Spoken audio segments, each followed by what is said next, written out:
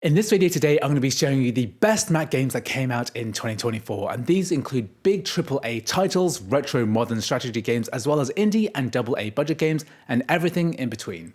I'll be including any games that have newly released macOS ports, no translation layers and no emulation, and are available to play this calendar year. And you know, this year has been very exciting for me. As some of you might know, I recently moved house, and I'm really excited to put together my Mac gaming and recording setup. But one thing that I've been really worried about is my neck and back pain. That's because if you spend any time gaming on a Mac, especially sitting at a desk for a long period of time, then you need to make sure that your body is being taken care of, as sitting uncomfortably for long periods of time can be deadly. Did you know that if you're like the average person who spends 1/4 of their entire life sitting, then you know what?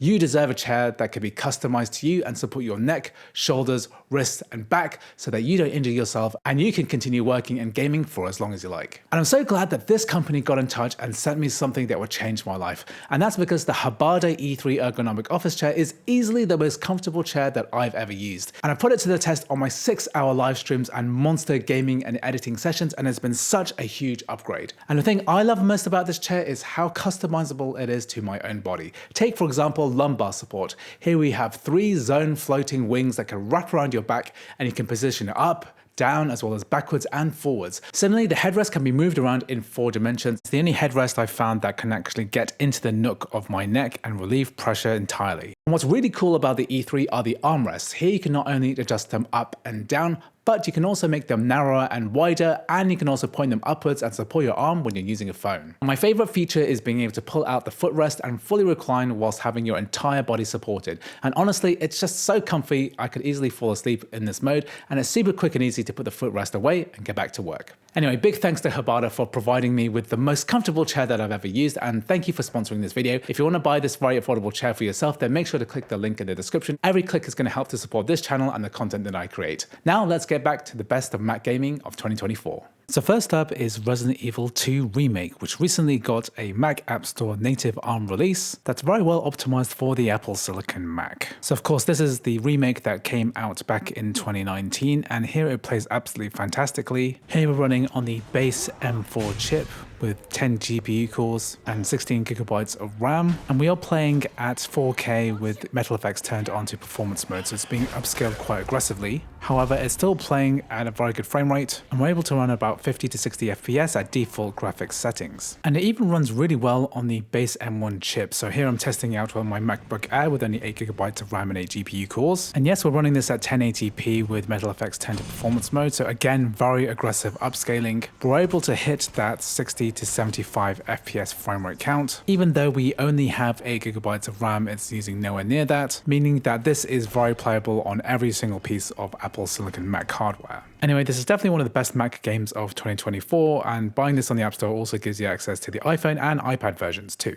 Next up, we're looking at Prince of Persia: The Lost Crown. So this came out on console and PC in January 2024, but it got its macOS release in December 2024, which is not too bad. This is definitely one of the underrated games of the year. It's an action-adventure game featuring platforming and combat, and it uses Metroidvania elements. Although it does feature plenty of combat, there's also a lot of platforming, and the world is interconnected and filled with shortcuts and secret rooms, and you have to solve puzzles in order to make progress. There are also a lot of platforming tools that the main character Sargon can make use of, for example jumping, sliding, air dashing, as well as several time-based powers which can be used in both combat and platforming. Next, we're looking at the game Death Stranding. So this is an absolutely amazing AAA native ARM Mac port which came out on the Mac App Store early this year, and this is easily one of the most beautifully optimized ports for the Mac, especially because here we're running this on the lowest end M4 chip with only 8 CPU cores and 8 GPU cores, and we're getting very good frame rates, anywhere between 55 to 70 or so FPS. So this is definitely one of the best examples of what is actually possible if you optimize your game for Apple Silicon hardware. This game can run very well both on the highest end M4 chip all the way down to the M1 MacBook Air and on smartphone as well. So if you buy this game on the App Store, you get all of these versions included in a single purchase. Next up, we're looking at Hades 2 Early Access. So this has been out for a few months on the Windows side, and it's just had its macOS Early Access release. So obviously this is not the finalized game, however, it is pretty functional on macOS. Again, this is a roguelike game, so elements change on every single playthrough, and there are tons of weapons, skills, and a lot of replayability as well. And you can earn persistent upgrades that carry you through to the next run. And despite being a very new game, it has very low system requirements, running perfectly at 1080p at 60 frames per second, and an absolutely ideal game for the M1 MacBook Air. Next up, we are playing the game Balatro. So this is probably one of my favorite games of the year. So if you haven't heard of this already, this is a roguelike game based on poker hands. And basically the idea is to score as many points as possible using a combination of the hands that you're given, as well as jokers, tarot cards, and planet cards. The fact that it's a roguelike means that many of the elements are randomized on every game, and it basically has near infinite replayability. So presentation as a MacBook game is pretty basic, it's a 2D game, but obviously it's ideal for a low-end MacBook as there are basically no system requirements, and it's absolutely perfect for really long game sessions as you can really extend the battery on your MacBook Air playing this game. So next up, we're looking at the game Riven. So this is the remake of the classic sequel to Myst, an absolutely beautiful first-person puzzle adventure game, obviously made by the same creators as Myst, called Cyan Worlds. And what they've basically done is remade this game in full 3D with fully explorable three-dimensional environments, remade in Unreal Engine 5. The live-action film sequences have been replaced by fully voiced and animated 3D models, and all of the puzzles and locations have all been kept intact, probably just as you remember them. Anyway, Riven and also Myst as well are both available on Steam. Next, we are playing the game Farming Simulator 25. Yes, there is a farming simulator game, and this one just came out and it's natively optimized for the Mac. Here you can live out all of your dreams of being a farmer, drive your John Deere tractor around, and then cultivate the soil in your fields. So the game itself is actually quite complex graphically, playing the game at 1080p medium, and we're getting a respectable 35 to 45 FPS. Not too bad considering how complex this game is. Next up, we are looking at the game Pools, which is an interactive horror walking simulator where you explore the liminal space of an eerie looking swimming pool complex. Now the game doesn't feature any monsters and there are no puzzles, however the levels themselves can be a little bit maze-like. The gameplay comes from really finding the exit and exploring this kind of creepy, empty environment. What's cool is that the depictions of indoor swimming pools is very realistic, as well as the water, and the tension of the game is really drawn from the atmosphere and the environment, making this one of the more interesting, hauntingly beautiful type of macOS games that's been released this year. The next game we're looking at is Valheim. So this is a third-person crafting survival game, which is a little bit different. You play as fallen Vikings, which have to build shelters, craft tools, and fight enemies to survive. The graphics are a little bit different from your typical game. They're low detail with low polygon counts, but the game manages to look beautiful at the same time. And here the game is actually optimized really well. It'll play very nicely on the base M1 chip with only 8GB of RAM. And here I'm actually playing it on the lower end M4 chip in the iMac with only 8 CPU cores and 8 GPU cores, and it's running great. So the next game we're looking at is Songs of Conquest. So this is a bit of a retro throwback. It's basically a modern version of Heroes of Might and Magic 3. The game basically takes place on this overworld map where you go ahead and recruit units, do RPG type quests, and also manage your kingdom and resources. And then you go ahead and take all of these units into battle themselves in a turn-based combat arena. So this game came out in 2022 on early access and finally got its full release in 2024 on macOS. Make sure to go ahead and check this out, especially if you're interested in modern incarnations of Heroes of Might and Magic 3. So the next game we're looking at is World of Goo 2, the sequel to the classic physics-based puzzle game released back in 2008.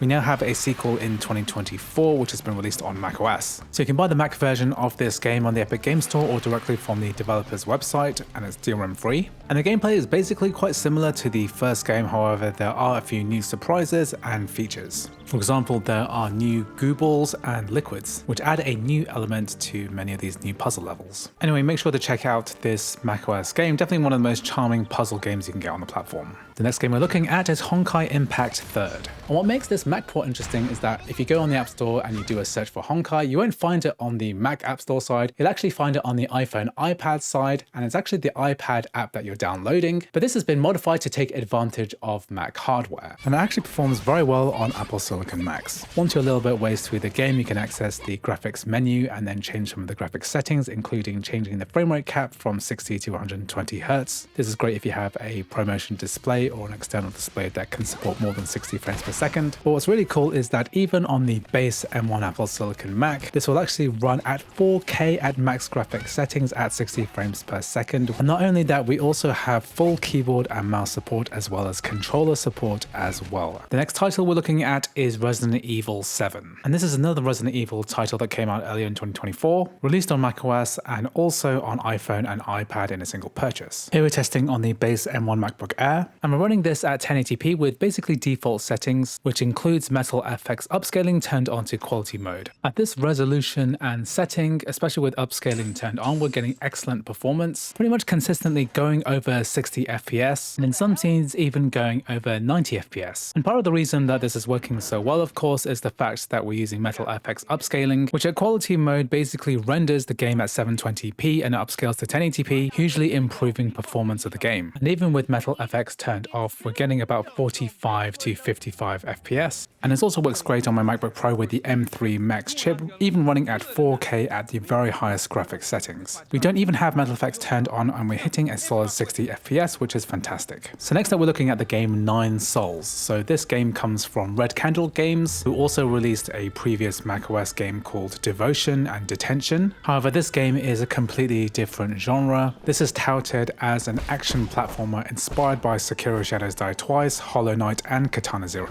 So this game features a lot of platforming, combat, puzzle solving, characters. And what's really cool about it is that we have amazing and interesting character and animation designs set in an Asian fantasy-inspired futuristic cyberpunk world. So this is one of the few truly indie titles on this macOS games list from 2024, so make sure to check this one out. The next game we're looking at is Frostpunk 2. So this is a city building survival game based in a post-apocalyptic worldwide volcanic winter that has almost completely destroyed human civilization, and where you have to resettle humanity in this frozen wasteland, all whilst making difficult decisions that will impact the future of civilization. So this is the sequel to the original Frostpunk game, which eventually got a macOS release several years after its original release. However, the sequel Frostpunk 2 actually came out on Mac at the same time as Windows, so this is a big improvement. The game itself is much larger in scope than the original. You can make much larger cities and settlements. And although performance isn't perfect, we're running this at 1080p high, and it's only getting about 40 FPS at this beginning stage of the map. I'm sure that this will improve over time. Although this is quite a bleak strategy game, it also contains quite a lot of depth, so make sure to check this one out.